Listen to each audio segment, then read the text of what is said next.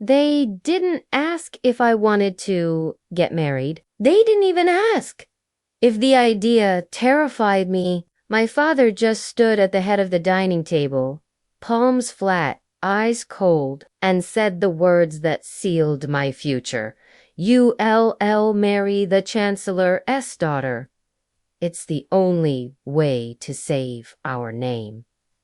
Save our name. Not save me. Not care about me. By the next morning, I was in the back of a black sedan headed for the capital, a silk dress pressed into my lap and a marriage contract heavy in my hands. I knew nothing about my future wife, only that she was powerful, brilliant, and rumored to be ruthless. A woman carved from elegance and ambition. A woman who should have married someone worthy, not a girl whose family used her like a bargaining chip. So I went into the marriage expecting coldness, obedience, a cage lined with velvet. What I didn't expect was her. Elara Vasiliv did not look ruthless. She looked like the moon sculpted itself into a woman's silver eyes, sharp cheekbones, and dark hair pinned with understated grace. She stood waiting at the top of the marble staircase as I arrived, hands clasped behind her back, her posture effortlessly regal. She dismissed the staff with a flick of her fingers, then descended toward me. "You must be Aria," she said softly. "Not cold, not detached, soft." I swallowed. "Yes, Chancellor Vasiliv." Her lips curved into the faintest, amused smile. "Elara. If we are to be married, call me Elara." I nodded, unsure what else to do. Then she hesitated and reached out, offering her hand like I was something fragile that might startle. "May I?" she asked. For a moment, I didn't know what she meant.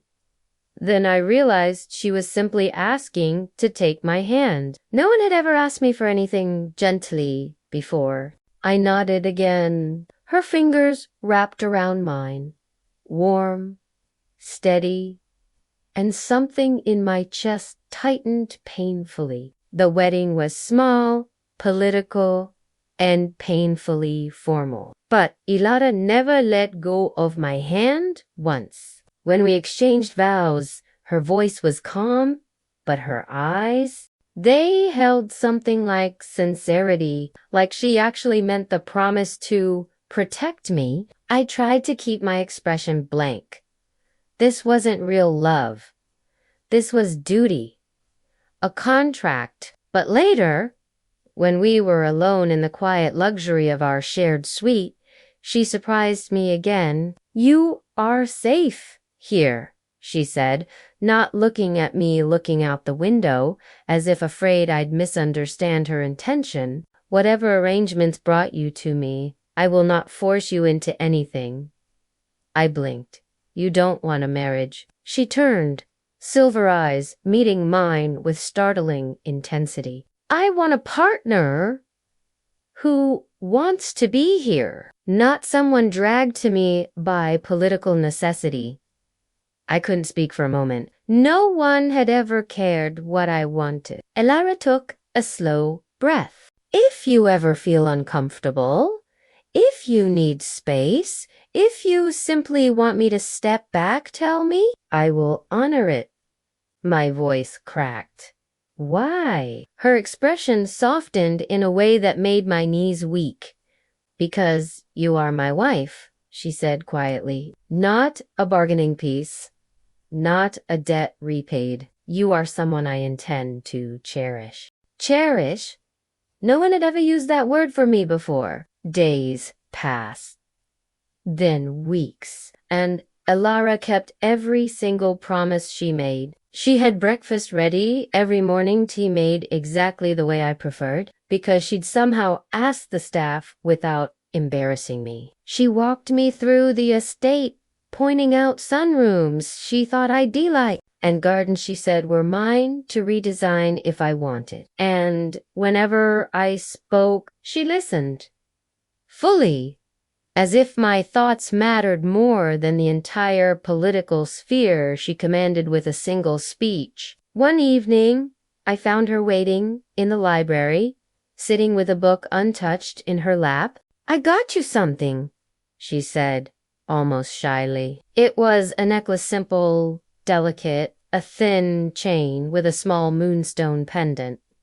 "You don't have to wear it," she added quickly, "but when I saw it, I thought of you. I touched the stone, my heart racing." "Why?" Her voice was barely a whisper. "Because you looked like you could use something that was just yours. Not given by obligation, not taken by force, something chosen for you. Something chosen for me." I felt tears forming. Embarrassing. I turned away, trying to wipe them, and then Elara stepped close, not touching, just close enough that her warmth brushed against my skin.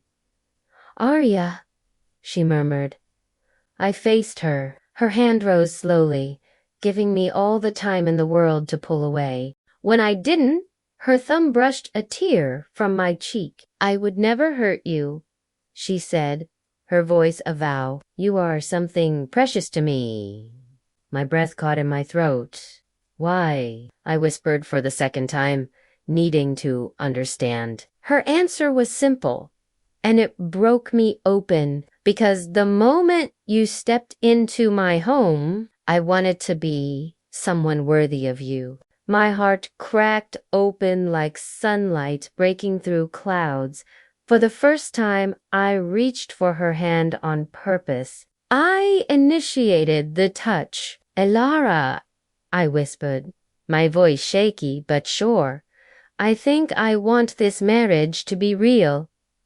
Her breath hitched. A wave of relief washed over her features. "Then it will be," she said, her voice trembling slightly, "at your pace. Always at your pace." And when she leaned her forehead against mine, warmth and safety blooming around me like a shield, I finally realized something profound. I wasn't sold into a cage. I was brought into a home with a woman who treated me not as currency but as her greatest treasure. Thank you so much for listening to this story. If you enjoyed it, please consider liking the video and subscribing to the channel for more content like this. It really helps a lot. We'll see you in the next one.